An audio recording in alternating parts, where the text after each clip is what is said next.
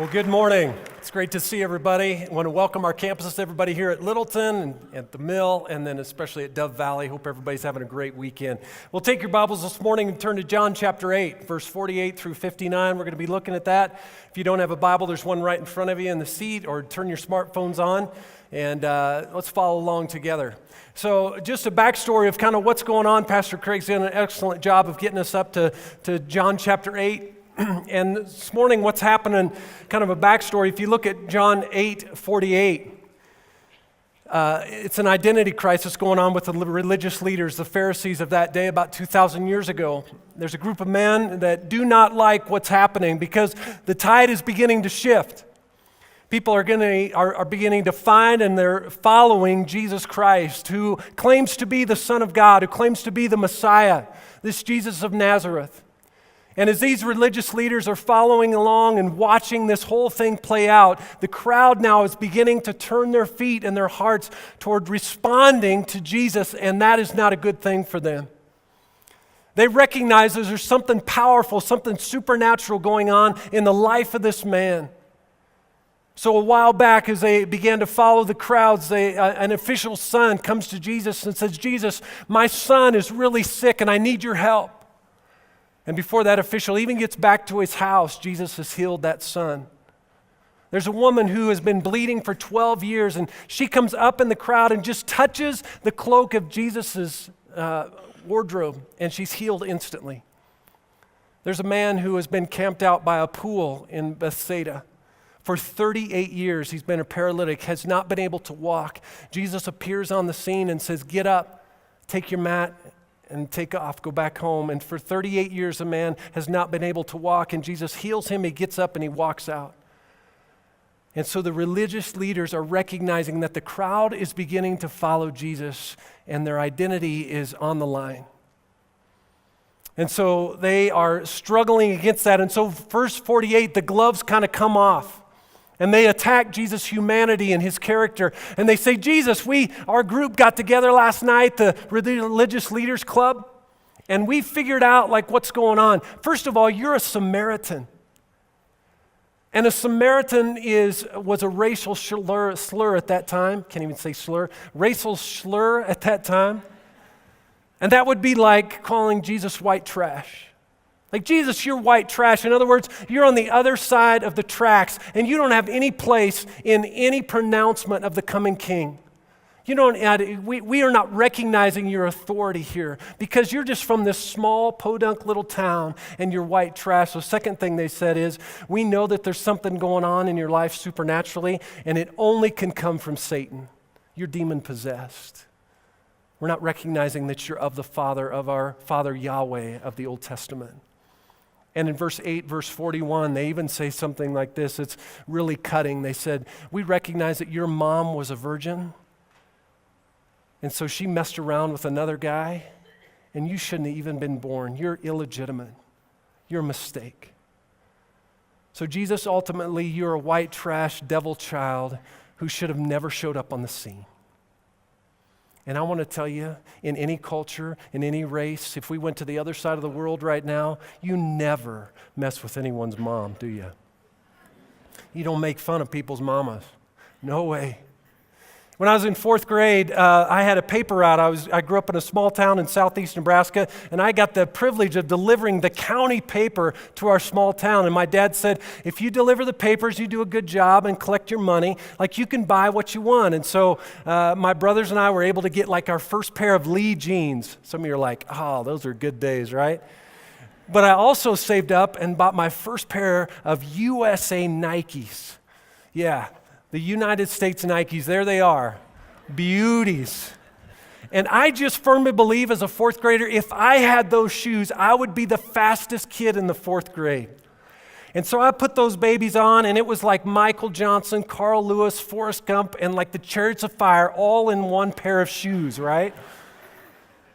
And so I put those things on, and I was the proudest fourth grade boy walking into the classroom that day. And I went right up to the fastest kid in our school, whose name was Clay, and I'm like, "It's on.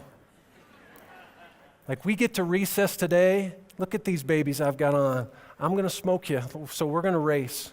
And so Clay and I got out to the recess, and all the kids were out there, and they kind of made this line, and Jamie, another kid, was at the end, 100 yards with his arm raised, and when his arm dropped, that was the ignition, right? We were going to go. And so Clay and I were lined up, and we drew a line in the sand, and everything just went into slow motion. Like I got down in that three-point stance like an Olympian, and Jamie dropped his arm, and we just tore off running. We got to the end, and I lifted my hands up and recognized I got smoked.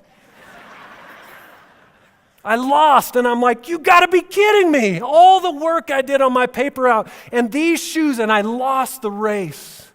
And two of my best friends run up to me, and they're like, Nanning, you run like a girl. And then the second thing, one of my buddies said, give those shoes back to your mom. I'm like, oh my gosh. Let me ask you this morning, have you ever been made fun of? You know exactly what I'm talking about. You were the last kid picked on the playground. You were that girl who got vicious attacks. And these Pharisees, these religious leaders right in front of the crowd are tearing into Jesus. And here's what we know about Jesus, that he was fully God, but he also was fully human. And guess what? It stung. It stung him. Let's pray. Father, we've sung about the truth of the gospel, that you never fail us. And Lord, you walk this earth, you walk this planet just like we are. You are fully human. And so when they cut into you and attacked your character just like us, it hurt, it stung. But Father, you did not retaliate. You did not give in because you knew who you were, you knew who your Father was, and you knew where you were going. And God, I'm so thankful that you are God, that you lived a perfect life to be our example. Amen. So in John chapter 49, Jesus could have easily retaliated, but he knew this, that when insecurity leaks, it attempts to erode secure identity, and Jesus had secure identity. He was fully God, and so he knew exactly who his Father was, where he was going, and his identity was about being a blameless, perfect human, being blameless and perfect God. And so when the Jews made fun of him, Jesus says this in verse 49, I'm not possessed by a demon, said Jesus, but I honor my Father, and you dishonor me. You see, the reason that John wrote this book was two reasons. He could have said many different things about Jesus. He could have talked a lot about, just who Jesus was and the stories about him. But John says this, I want you to understand in 2018, as you read the stories that I wrote, that I want you to know that Jesus is the Son of God, and in him you will have life. And that's the reason I wrote the book of John, that Jesus is the Son of God, and in him you have life. And that's exactly what Jesus goes after in this first verse. I honor my Father. You see, Jesus is running at the idea of religious works right now. That my identity is secure in God because he is the ultimate judge. But he recognizes with these religious leaders, you are seeking your own glory. Because of all the traditions and being guardians and protection of the Old Testament law, you've been raised up on all these religions, on all these things to check the box in, that if we perform the right way and if we do the right things, that is going to save us. And Jesus beelines right to him and said, you've checked all these boxes, but you're missing out on who I am. Jesus says in verse 50, I'm not seeking the glory for myself. No, but there is one who seeks it, and he is the ultimate judge. Verily, verily, I tell you, whoever obeys my word will never see death. And that is the tension. That's the pinnacle of this story this morning. Jesus is getting our attention and he's saying, verily, verily, or listen to me, don't miss this truth. He's saying this to the Pharisees, the Sadducees. He's saying to us today, don't miss this in your life. And here's what he's getting our attention about. He says this, whoever obeys me. In other words, whoever my values are your values and my ways become your ways. What I say, you say, how I act, you act. That if you take my teachings and learn from them and obey them, you will find life. Your wage is life. But if you try to control your life and say, I'm kind of the master, I'm the Lord of my life, and I got this down, like I don't want Jesus to interrupt the things in my life, then Jesus says the wage of that is death. Jesus, though equal with the Father, did not seek his own glory, and he could have, but did everything to glorify his Father's. The Pharisees, you see, glorified themselves. They had all this knowledge, and it was puffed up, and this pride roadblocked them from a pathway to the King. Have you ever heard of free falling? Some of you are like, oh, I love that song from Tom Petty. No, it's not the song from Tom Petty, but what it is men and women like all over the world do this, it's not new, but this exhilarating kind of rush. And what they do is they get backpacks and they stuff parachutes in them, and then they go to skyscrapers or bridges that are just amazing. They go to Dubai and New York City, and what they do is they climb those steps, and there's this exhilarating control. Like they do it because nobody else wants to, and they get this opportunity to kind of put their life in their own hands, and they get out on the edge of these skyscrapers, and then they just jump, and it's called free falling. There's a picture. Now, I can't do that. I get up on a stepladder and my knees start shaking, and I'm like almost 7 foot. But this is crazy to me. And I was talking to a guy last night who was at our Saturday night service, and he's like, I used to do that kind of stuff. And he goes, the reason I did is because it gives you this exhilaration adrenaline that you are in full control until you pop that chute open. And David Platt, who's a writer and author, he says this: it is crazy for believers of Jesus Christ to envy so-called freedom like those who pitch themselves out of skyscraper windows of sin and exalt for a season the exhilaration of free-fall greed, of free-fall drugs, of free-fall sex, free-fall fame, free-fall power, free-fall luxury, free-fall religious works, free-fall pride, but they are oblivious to the Jesus in front of them. It is amazing that we would substitute man-made spiritual works, man-made spiritual adrenaline for real life, abundant life given to us by Jesus Christ. But we do. I do it and you do it. We take control of the reins and we have this adrenaline rush that says, I've got this, God. Like only for a moment. I kind of want to experience all these things. And I've been on this free fall at times in my life where I've jumped off the skyscraper of sin, and the wage of that jump was death. Death of trust, death of relationships, death of peace, death of forgiveness, death of fellowship with God. Not a relationship, but a fellowship of God with God. And God in his kindness has restored me. But you see, I had this idea that I can control this. I've checked the box enough on religion and said, it's okay to make this jump. And that's what Jesus is saying to the Pharisees, to the religious leaders. You think for a moment that it's okay because you've got all this knowledge, you've got complete control, but you're oblivious to the Messiah. Well, at this, they didn't like this. And in verse 52, they say, at this they exclaim, well, now we know that you're demon-possessed. Abraham died and so did the prophets. Yet you say that whoever obeys your word will never taste death. You see, they thought Jesus was talking about physical death here. And Jesus is saying, your soul never dies. I'm talking about life, eternal life, and you're missing it again. And so they bring in their traditions. You say Abraham died and so did the prophets. And in verse 53, are you greater? And this is the tension of this story, the great pinnacle, the climax of this story. Are you greater than our father Abraham? Like you're telling me all the stories of the Old Testament, that you're greater than all those stories? You're telling me that you knew about Abraham? Like you experienced what he went through? He died and so did the prophets. And here's the question. Who do you think you are? And that question rings out in our culture today. Who do you think Jesus is? You have got to wrestle with that today, folks.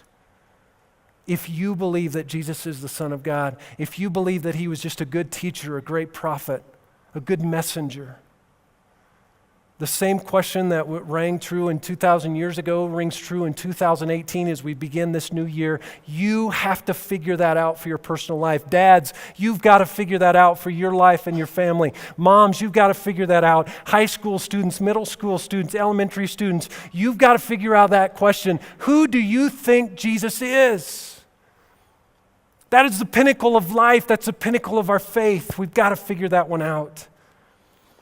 You see, there is insecurity leak in my heart and in your heart that says we can spiritually exist on historical grace. And that's what these men, these Pharisees, were doing. They've discovered kind of what they thought was this loophole, that if we have enough knowledge, that's going to give us a runway based upon our good works to kind of just have overflow.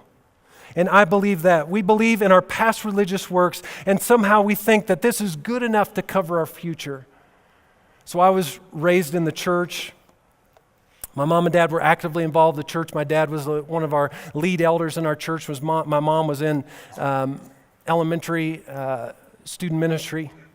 And so I grew up in the church, and it was just a non-negotiable with my dad that even if we had basketball or football games on Saturday night, got in late, we were always going to go to church on Sunday morning. That was just a thing that my dad said you just never get to argue about.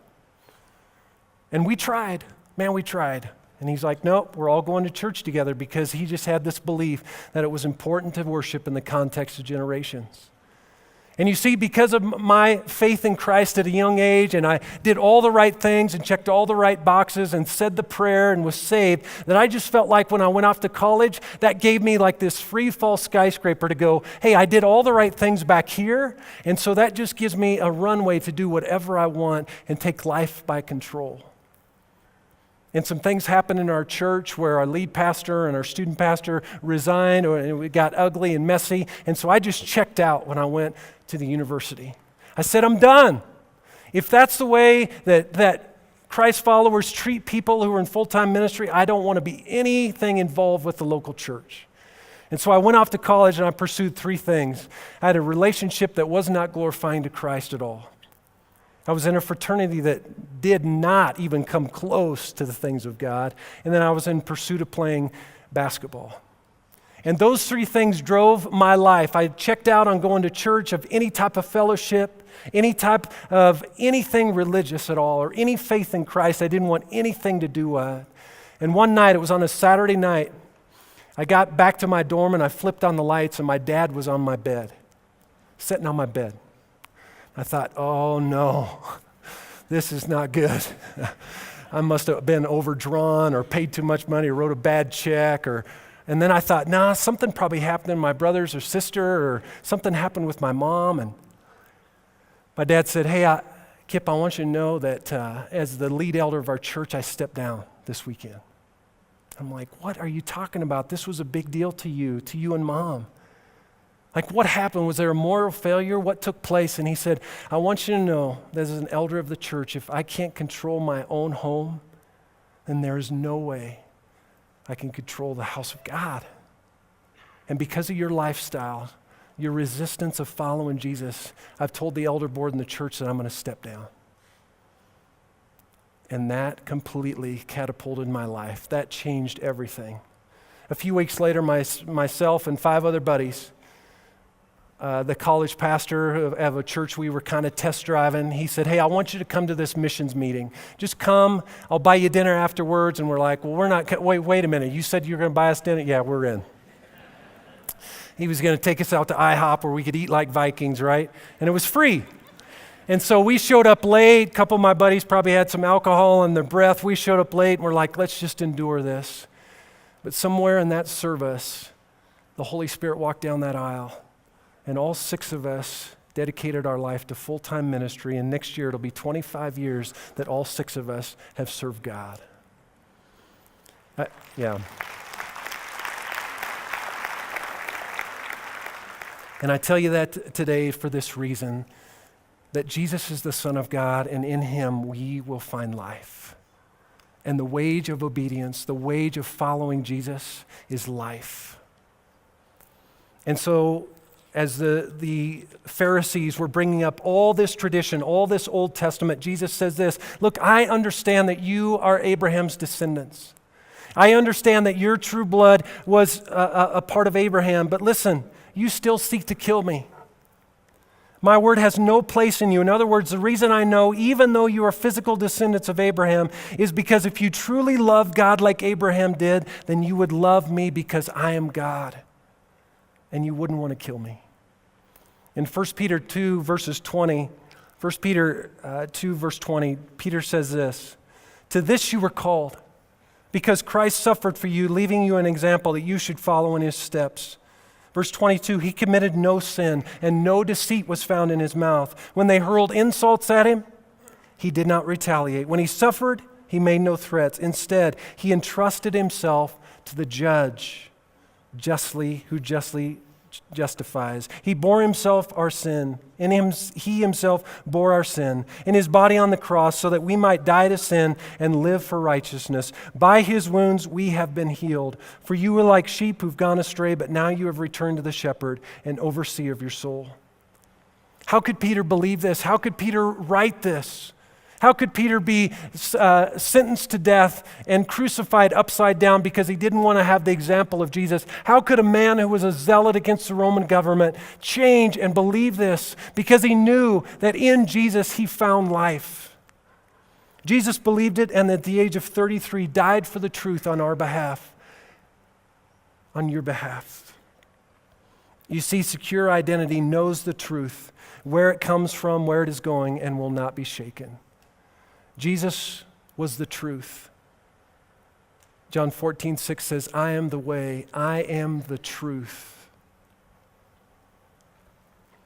So Jesus replied in verse 54, "If I glorify myself, my glory means nothing. My Father, whom you claim as your God, is the one who glorifies me." There is only one opinion that matters in my life, Jesus is saying, and that is my Father. See, you have to determine today if Jesus is God. You have to wrestle with that. Because if you believe that Muhammad is from God, then guess what? You will go a certain pathway.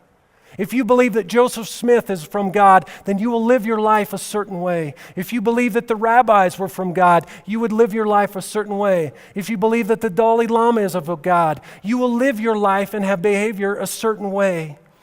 But if you believe that Jesus is God, then you will live your life a certain way. And I beg you this morning to do this, to look at the end of those men's life. Look at the gravesite.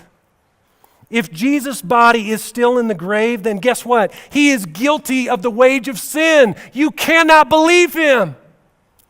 If his body is found in the grave outside Jerusalem, the place of the skull, Golgotha, then you cannot believe him. All the claims, the religious leaders were exactly right. You are demon-possessed, you're a nut. But there's no bones in the grave. Because Jesus brought life, his claims are true. And my challenge to you today is this: run to him. His claims are true. Verse 55, though you do not know him, Jesus says, he's talking about the Father, I know him. If I said I did not, I would be a liar like you. But I know him, and I obey his word. Verse 56, your father Abraham rejoiced at the thought of seeing my day. He saw it and was glad. Now we know this about Abraham's life in the Old Testament, that through the covenant that God made with Abraham, God said this to Abraham, that out of you, Abraham, you will be the great-great-grandfather of the Messiah. Like out of your seed, Abraham, will come the coming king, that will come the Messiah. 25 years later, Isaac was born. And through this covenant, the Messiah would come. Abraham also witnessed through the possible sacrifice of his son Isaac, the symbolism and the parallel of Jesus Christ's death and resurrection. That at the point when Abraham was going to bring the knife down into Isaac, his son, God provided a lamb, God provided a ram. And it was through that sacrifice that he was set free. Well, the religious leaders do not like that. Again, in verse 57, they said, you are not yet 50 years old, they said to him, and you've seen Abraham? How can that be? This doesn't add up. Again, they were talking about physical death, and Jesus was talking about spiritual life. And they couldn't get together on that. He says, "Verily, verily, I tell you," Jesus answered, "before Abraham was, I am." Okay, Jesus is now saying, look, my gloves are coming off. You've studied the Old Testament. You're protectors, you're guardian of the law. Listen to me. I can't tell you any clearer. I am the God of the Old Testament. I am Yahweh. I am. Now, the Greek word for what happened in the Pharisees' mind was kaboom. Their minds just blew out the right side of their heads, right? Because everything they studied, everything they bought their salvation on, all the works, all the knowledge, all the intricacies of their religion was built around this idea of knowledge. And Jesus is saying, I am the God of all that knowledge, and I'm standing right in front of you. And so Jesus is going right at them, focused in. I'm not the God of your academia. I'm not the God of your knowledge. What you have lived your life around studying, protecting, guarding of your religion is we know all we can about Yahweh, and this knowledge will save us. And Jesus is saying it's about believing, trusting, obeying, not just knowing, because even the demons know of God and shudder. Well, at this, the Old Testament, all the law that they studied said if anyone blasphemes against God, he needs to be stoned. And so they pick up stones and they're ready to just fire them at Jesus and stone him in front of the crowd because of his blasphemy. And Jesus ducks and slips away in the crowd. Verse 59 says, I want to tell you this morning, that Jesus is not a good man. And Jesus is not a good prophet, and Jesus is not a good messenger, and Jesus is not a good teacher if he is not God. But if he is, and his claims are true, then run to him. Run to him. Some of us in this room this morning are exhausted because we have done a great job of running. We have free-falled off the skyscrapers of our own control. We've free-falled off the skyscrapers of our own destiny. And in our equation of life, we've said, I like the idea of God. I like the knowledge of God. I like this idea that Jesus was a good man, and I can kind of put my lifestyle behind a thing like that, that humanitarian effort. And listen to me, that will not save your soul. And some of us are exhausted in this room because of man-made religion put on us. Maybe your past influential people, maybe even the church, have put these religious laws over your life and you can't please them. And God says in the Old Testament, the purpose of the Old Testament law was just that. You cannot fulfill it in and of yourself. The 10 Commandments are there to recognize that we cannot fulfill them. We cannot live a perfect life. Somebody has got to pay that payment for us. And so in this courtroom of life, if you kind of see it this way, God is kind of this big judge, and he's sitting behind the courtroom, judge with his black robe on. And he brings you to the front, and you begin to tell him all the things that you've done wrong. Because God is holy. And God says, be holy like I am holy. Like that's the standard for you to have faith in me and fellowship with me. You got to be perfect. And then we recognize all the things that are imperfect in our life. And God says, well, I pronounce judgment. You're guilty of sin. The wage of your life is sin. And as the gavel's about ready to hit, Jesus comes into the courtroom doors and he steps in front of our life and he says, no, God, Father, I've got this. I will take their punishment. I will take their blame. I will take the guilt and shame of sin, and you put it on me. And I will die for them. And that's what happened. God took that on us, on himself, to be the payment for our sin. And so when God looks at you, he sees his son and the payment, the sacrifice of our sin, and says, by his stripes you are healed, you are restored. And I'm satisfied with you because of the death and resurrection of my son, Jesus. You see, you can move from insecurity to security through faith in Jesus. He will change your identity. And there's 5 things. 5 things I challenge with you today. And if you're sitting here today and you're saying, man, I think I'm probably doing a good job of controlling my life, you're doing okay until the bottom drops out. There's 5 things to have a relationship with Christ, of allowing Jesus Christ to change our identity, to be adopted into his family, to be a prince, a princess, an heir to the throne. In Ephesians 2 it says. First one is this: you recognize that you've done wrong. That God, I'm trying to control everything, and I recognize I'm not doing a good job. I recognize as the leader of my house, as the husband, as dad, I'm not doing a good job of spiritually leading my family, and I need help. I've done wrong. My identity is found in what I do and whom I'm with, but not in Jesus. And so you recognize that today. The second thing is, Jesus, I'm sorry, and I want life. I want to begin to follow you. The third thing is, you believe that he died on your behalf. And the second thing is, 3 days later, he rose again. The fifth thing is, you accept the gift of life, of forgiveness, and peace. Let me pray. Father, I thank you that in a blink of an eye, our identity can be changed. And Father, I thought in my life that I'd done all the right things that just would grant me just access into your kingdom.